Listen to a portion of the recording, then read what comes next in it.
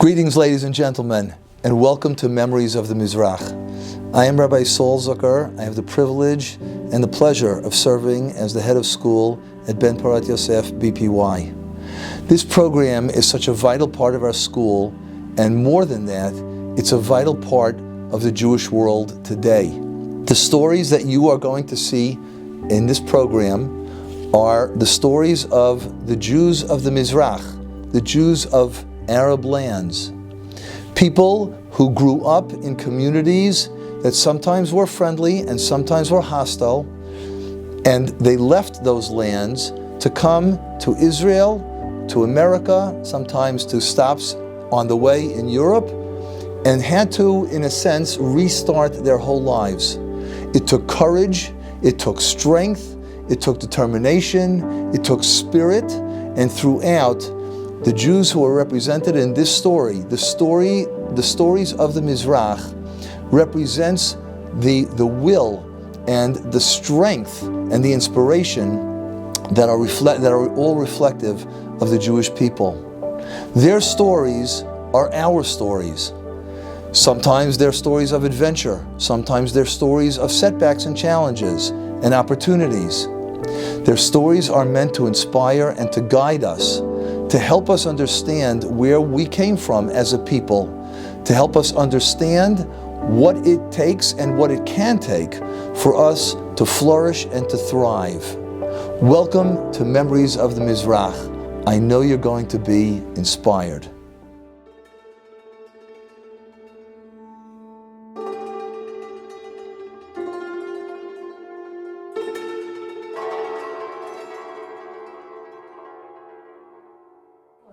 I was born in Afghanistan on 1949.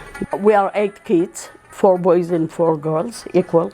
I have one brother living here in Florida, but the rest all they are in Eretz Israel. My father, alav shalom, he was a melamed in a cheder, and also he used to make jewelry. I have one jewelry from Afghanistan. I'm wearing it in my hand. Those are coins from Russia from 18th century. We lived in Herat, that was on the west of Afghanistan. It is bordered with Iran. Until 1955, there was no Jewish school in Afghanistan for girls. The boys, they went to Haider and they learned from age 3-4. My father, alav shalom, he saw that the government, they made a rule, they just started to open school for girls. My father was afraid that chas v'shalom they will make us to go to the public school, and my father was the one to open Jewish school for girls.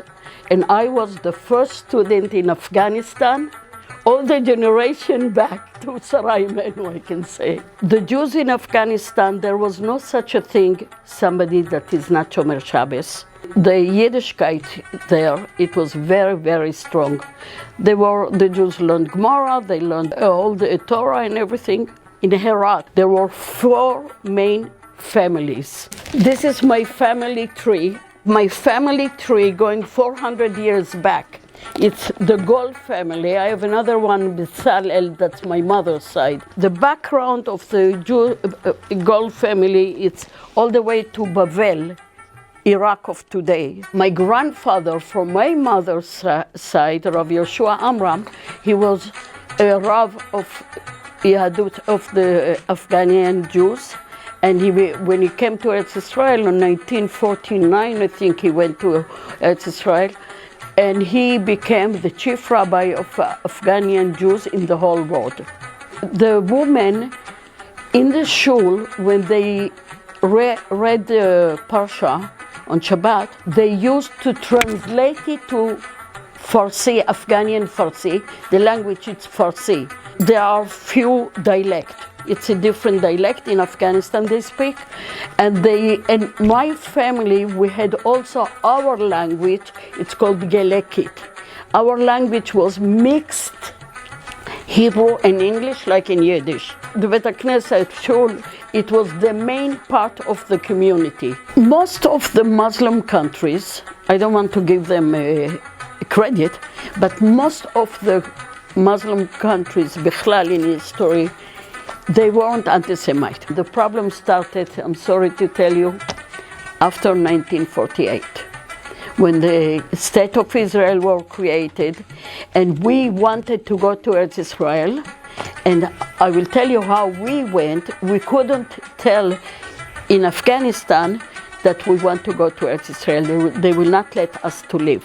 We told them that we're going for visiting in Iran. Then transportation, first it was with horse and buggy, and then we went to a station that there was a car. It took us 3 days until we got to Iran, and then we took a train, and we were for 3 months waiting to go to Eretz Israel. Then we were there waiting for 3 months.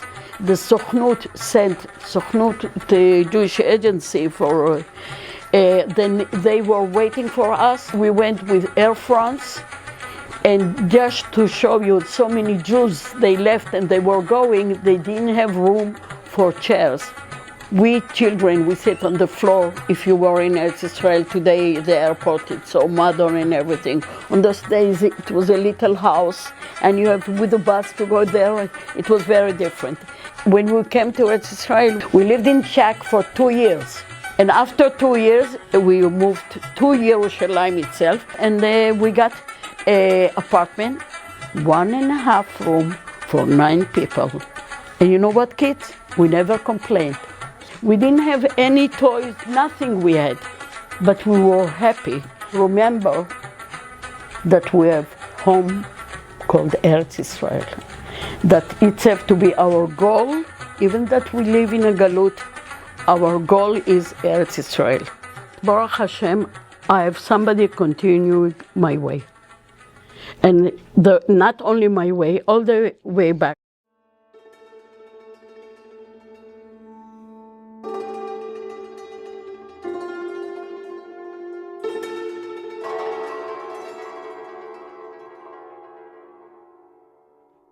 My name is Joseph Abergel. I was born in Casablanca, Morocco, which is in North Africa. My father also was born in Morocco in a different place in the south, close to a city called Marrakesh. He was a rabbi, and his father was a rabbi. I have 4 sisters and 1 brother, all born in Morocco in Casablanca. In Casablanca, we had a very good Jewish life at the time when I was born, until I would say the year of 1967 or 66, when problems started in Israel, the Arab countries, and the Jews from Morocco starting to emigrate. Before the 1960s, there was close to 500,000 Jews in Morocco. Now we're down to 2,000 or less. Once you get to the age of 18, or basically when you finish the first year of college, there was no other place for school or graduate school or university. So most of everyone that wanted to go on studying had to leave the country. We spoke French mostly, that was the first language. Arabic was the second, and Hebrew we learned in school. Every 2 blocks had a synagogue. All the schools that the Jews went to were all Jewish, secular and Orthodox. We used to get up at 7 a.m. First thing you do is wash and then go to shul, pray, and then go to breakfast, and then go to classes, where we had 1 hour or 2 hours of Arabic, 2 or 3 hours of Hebrew. The rest was all secular classes. And of course, in between, we had some basketball, some soccer at the time. Evening, we go back for Ma'ariv and then dinner. Yeah, basically study. We studied a lot. It was typical Moroccan food, a little spicy, very good. There's couscous, there is meat dishes, there's what they call chouchouka, which is a salad. We still do them. My wife is Moroccan, so things haven't changed. We were Jewish all the way through. We never mixed, not with the Arabs, not with the French. When the Palestinian problem started, We did feel threatened. We didn't go out too much at the time. So you have to understand that Morocco, for many centuries, Jews and Arabs lived together in harmony. Jews were there for 6 or 7 centuries, but nowadays people are careful. I do go back to Morocco because I do business in Morocco. The Jews that are left in Morocco now are very few, but Jews are protected. They live very well. They have there's no problems. When I settled down in Fort Lee and got married, I started a synagogue myself in Fort Lee. And that's, I'm going back about 35 years ago. It was called Bet Yosef. Not my name, but my grandfather. I brought my father into the country. He was a rabbi. So he ran the synagogue for us. And Baruch Hashem, up to now, he's still running. After I settled in America, I basically brought everybody in. Well, coming from Morocco, we are spoiled.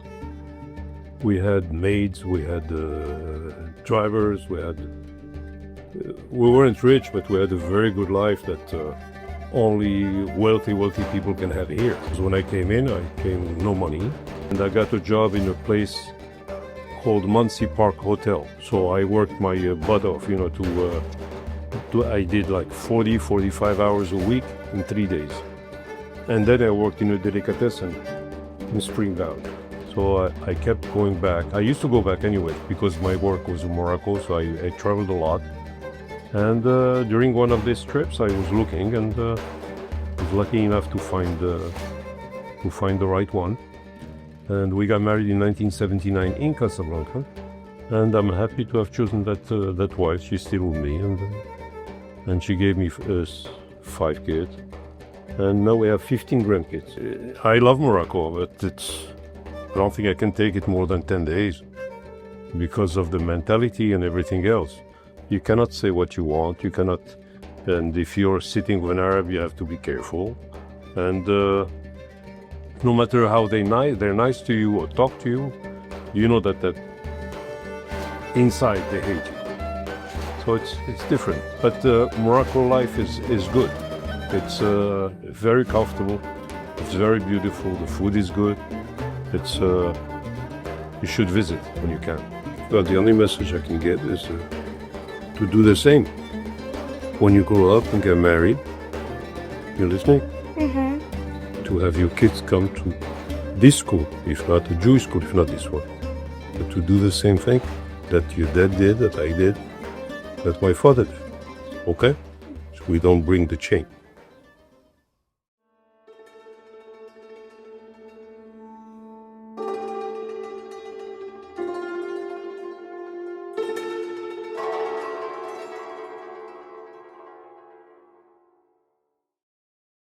My name is Rachel Swed. I was born in Cairo, Egypt. But Egypt has a lot of Jews from also Europe, from Morocco, but mainly it's Syria. I think we were very much traditional, but my father didn't keep Shabbat. Holiday for sure, to the real. I have many cousins, many aunts, and every holidays they come to us. Every Sunday, my father has a car, took us to the pyramids, to the Sphinx, to that place, sometimes further, sometimes museum in Cairo. It's one of very known. Most Jews, the community where we live, where I live, more or less wealthy, well off. Imagine my father has 2 cars, who in 1956 or 46, 47 has a car. Since my father descended from Aleppo, we cooked Syrian food. كبة حمرا، بامي، رز بلبن، محشي كوسة، محشي لبن. Of course, here and there we picked some like Egyptian. We all went to a French school, but the French school was not religious. In school, we studied 2 languages in all subjects. If the history, so we studied in French and then in Arabic. I was about 10 years old. My mom died 1 year after the Israeli independence. So my father, he was connected to the Jewish agency. So he was on the black list, my father. More than one time they came to our house The Egyptian police came to the rooms, opened drawer, tear mattresses to see if there is anything Jewishy on Hebrew letter. Me, I was like 10, and my brother 9, very young. That was when he has to fake he has to fake something. He has to tell them, I'm now a widower. I cannot take care of those children. I have a sister-in-law in Paris. I'm going to send them there. She's going to adopt them. What do you think? She's going to tell them I'm going to Israel? No. We were on a little boat. They take us in France. And then from there, hop on a boat. The Jewish agency took us to Haifa. After I finished the seminar, 2 years, guess what? Go to the army.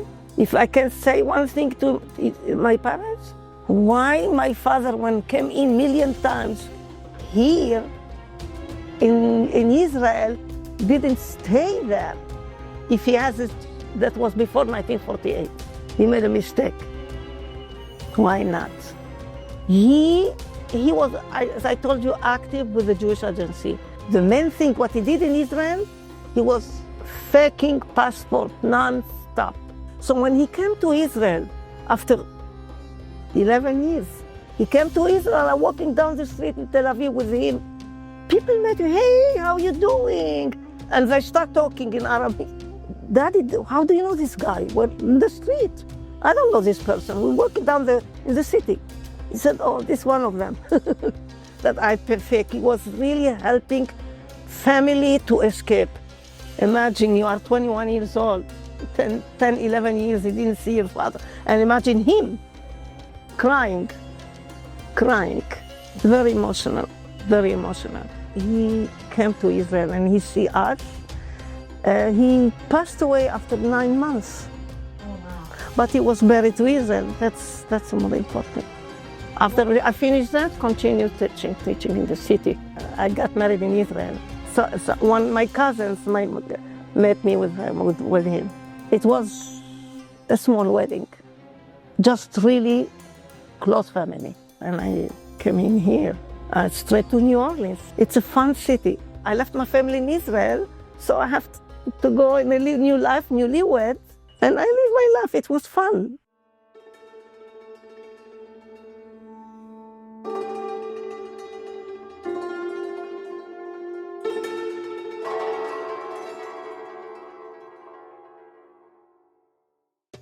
It was in 1949, a city called Kerman. I am number 10.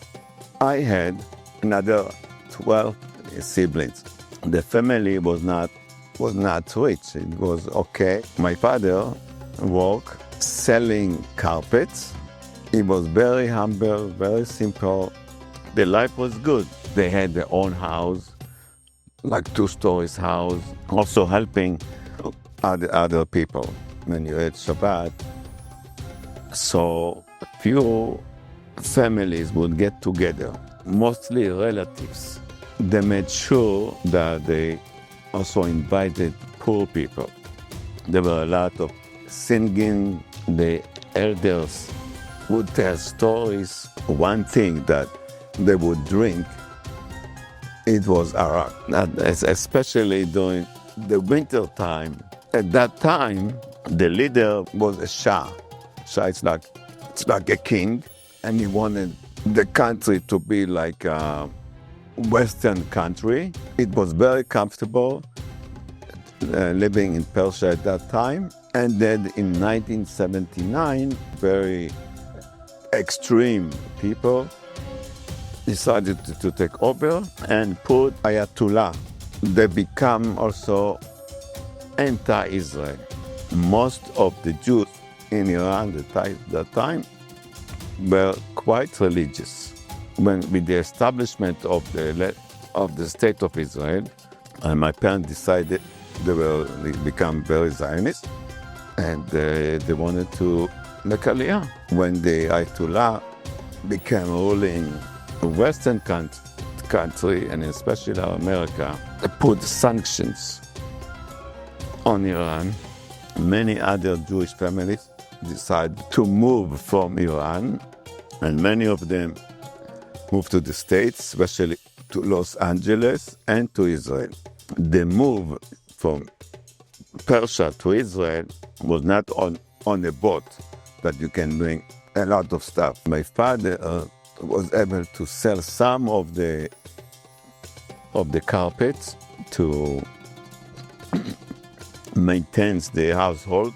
When my parents came to Medalia, it was very difficult. Was not enough food. You had to have ration stickers to go and get food or to buy food. We lived in tents for a while, like a few months, and then they moved us to different place, living in shacks. They were made out of tin. In the winter, it was very, very cold, and in the summer, it was very, very hot. One winter, that was a big storm, and our shack flew away, okay? So we left without anything. I would do the same thing, the same way, and if I had a different chances to do it better, I would do it better. The main food was rice. The other food that I remember was called gondi. My mother would make like big meatball, like this size, put it in cholent, okay? In the soup, she would make smaller meatballs with a lot of beans and stuff, other stuff. On the cholent pot, on the cover, the lid, my mother used to put eggs. Everyone would get one egg. No, not even one egg. They couldn't afford one egg each, but half an egg. Okay, so eating it with the cholent.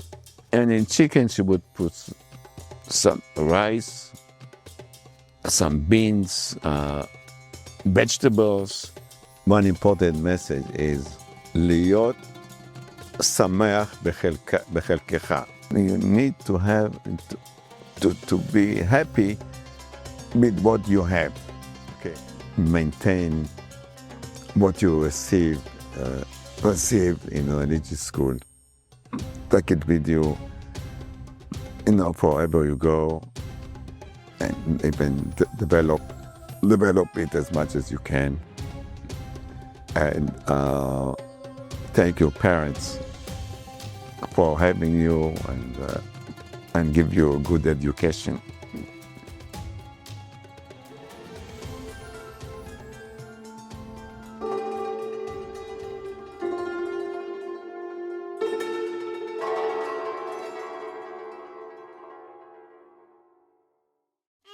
My name is Mira Mizrahi. I was born in 1951 in Lebanon. My parents were from Syria. During World War II, my father used to work for the French government, and one night they said they were going to kidnap my grandfather, so they were scared. They ran away in the middle of the night and they went to Lebanon. My father was an accountant, but not exactly an accountant, and a Jewish attorney, and my mother was a mommy at home. I went to a French school, also Catholic school. The Jewish kids who went to the school, during when they taught about their religion, we had supervised free hours. In the Jewish schools of boys and girls, my father didn't want boys and girls together. We are 3 girls in the house. It wasn't bad, but it wasn't good. So, for instance, sometimes the kid would say, "You killed Christ."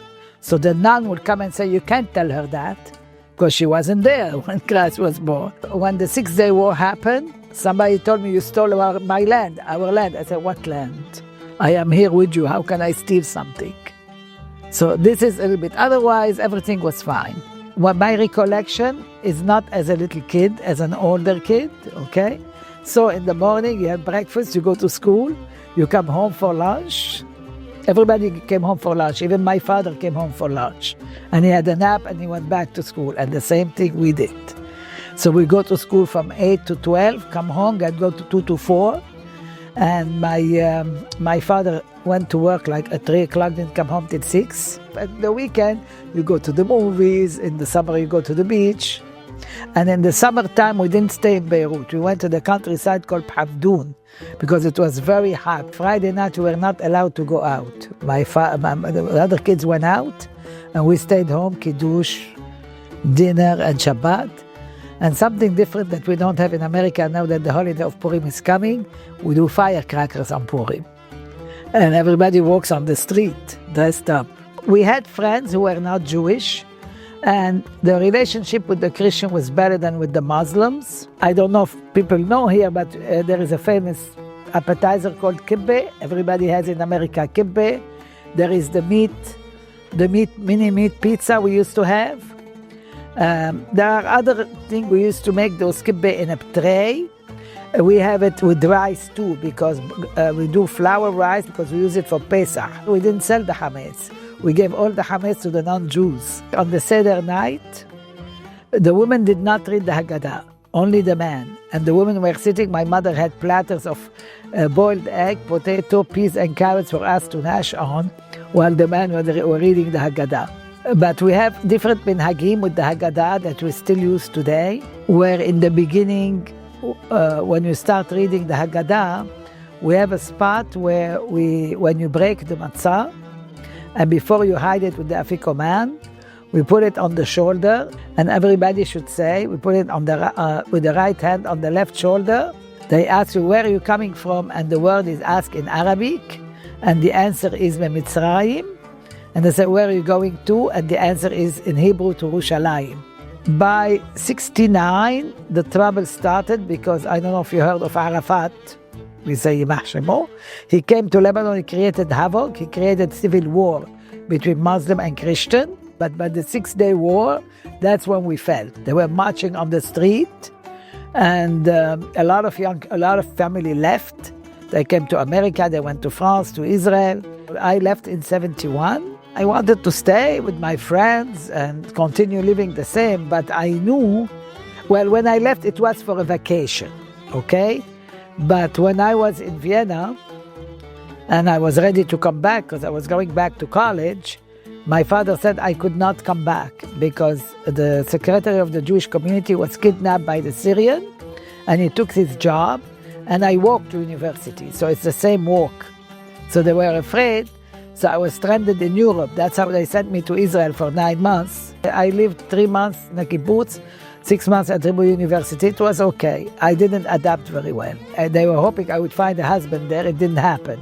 So after the 9 months, they sent me to America. That's where I found a husband. I brought my parents to America in 1978. So by 1979, 1980, there is now left maybe 10 people. And most of them are either no family or mixed marriages. Very important, wherever you are, keep what you learn, keep it with you, and don't forget where you came from.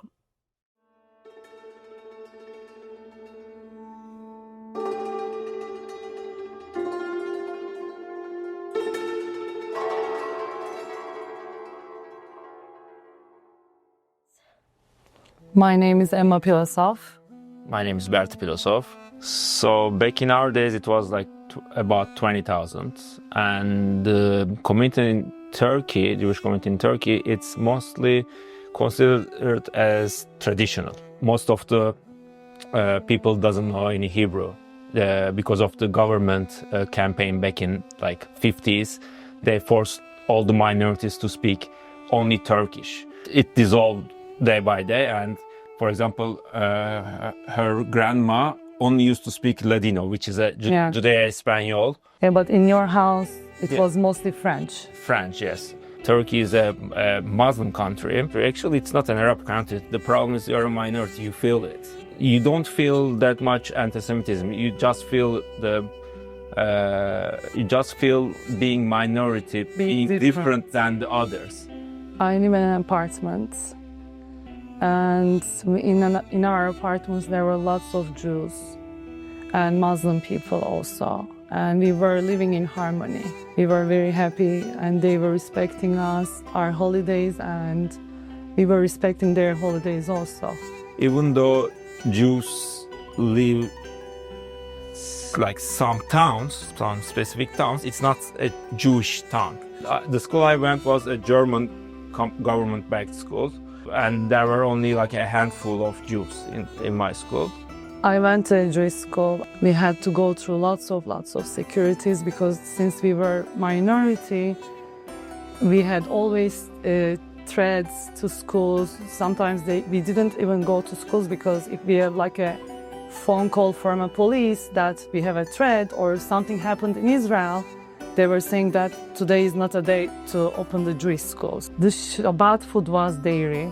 We never eat meat after we go to the synagogue. We had borekas, we had cheese platters, and we have salads. We Like a brunch. Yeah, like a brunch. But Shabbat dinners was meat. Yeah, Shabbat dinners was absolutely meat.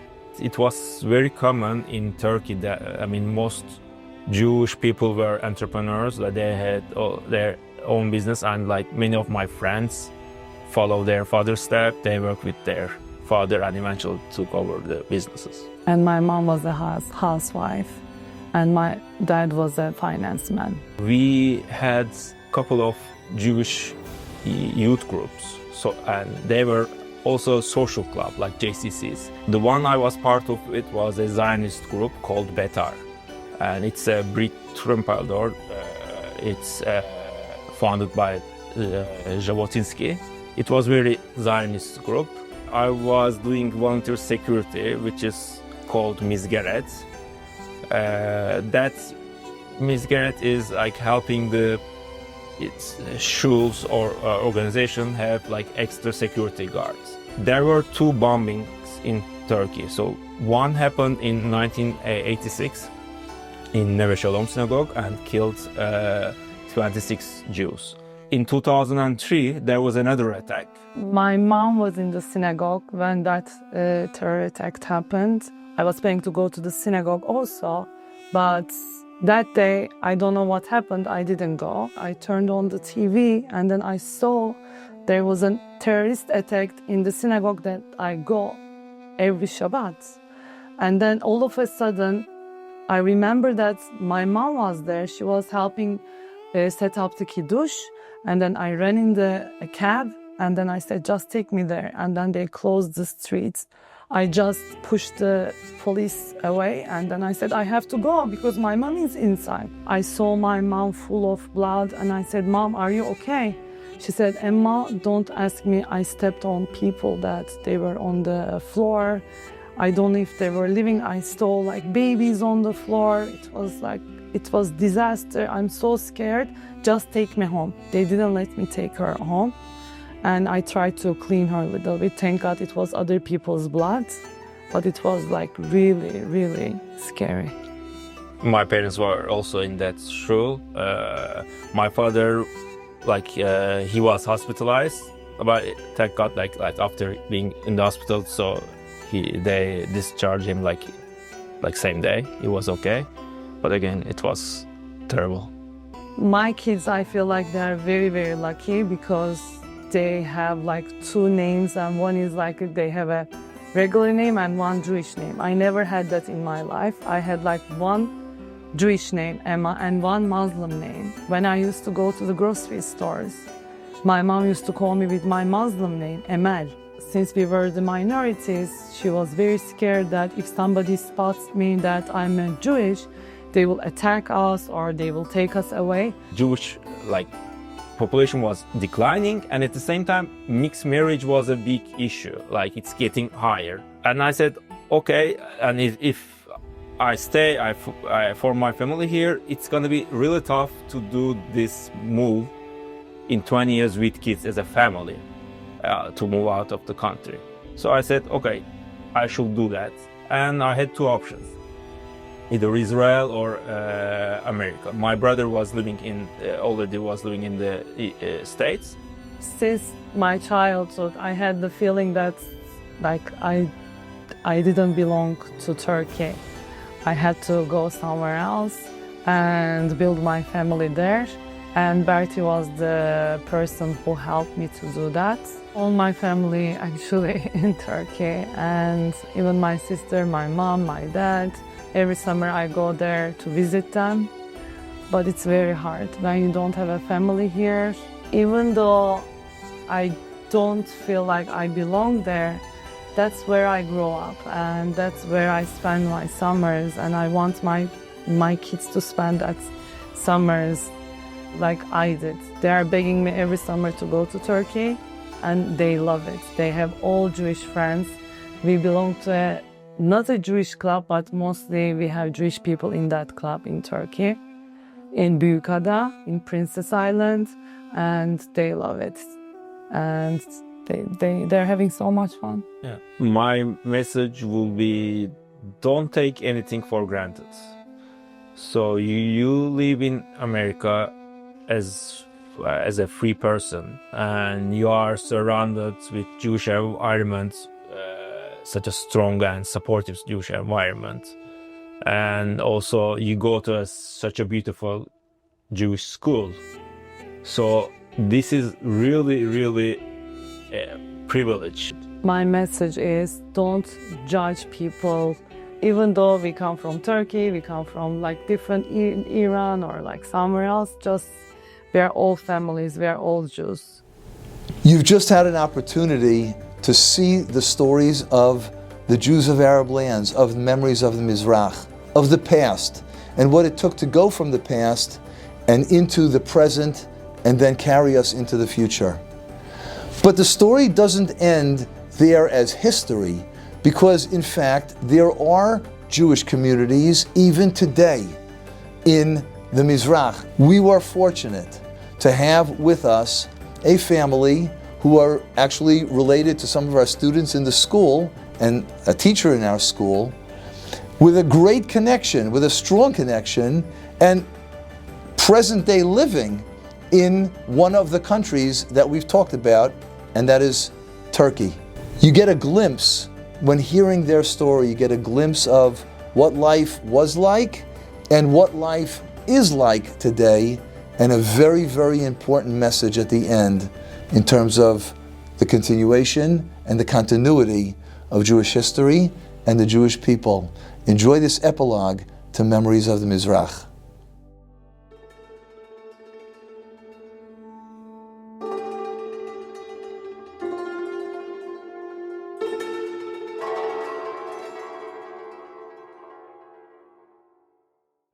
My father's entire family had emigrated to Israel.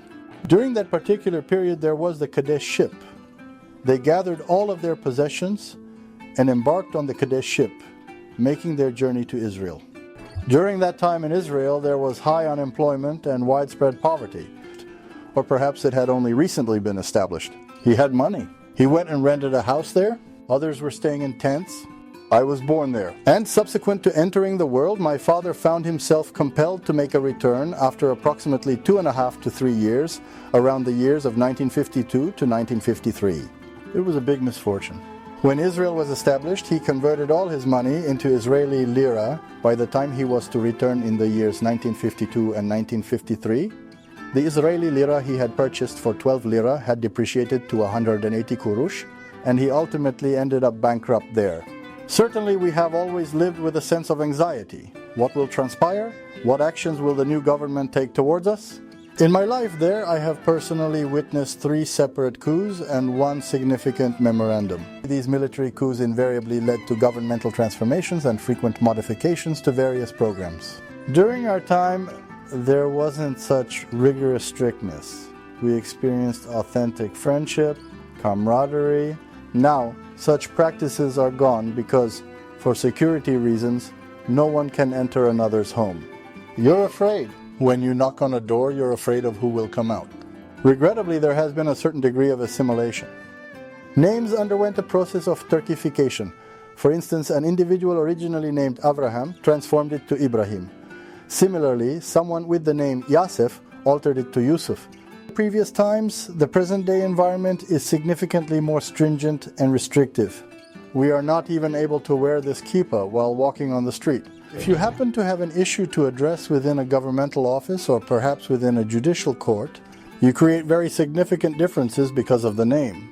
Because if you tell the person that you are Ibrahim, he looks at you differently. I have personally experienced it, I truly have. Due to the specific nature of my professional occupation, I encountered such an unfairness. We took it to court. The trial lasted 10 years. Even though my partners and I were innocent of any wrongdoing, we were still put on trial. Interestingly, one partner was also a practicing Muslim. However, I cannot truly claim that we were genuinely tried. The sentence intended for us had already been predetermined in advance. Currently, there are no significant expectations for a bright and promising future for children residing in Turkey. Why then, if there's no promising future, do many still live in Turkey, you might ask? It's because they have properties either inherited from their fathers or built with their own savings. The person finds it difficult to bring themselves to sell these properties and relocate in any manner.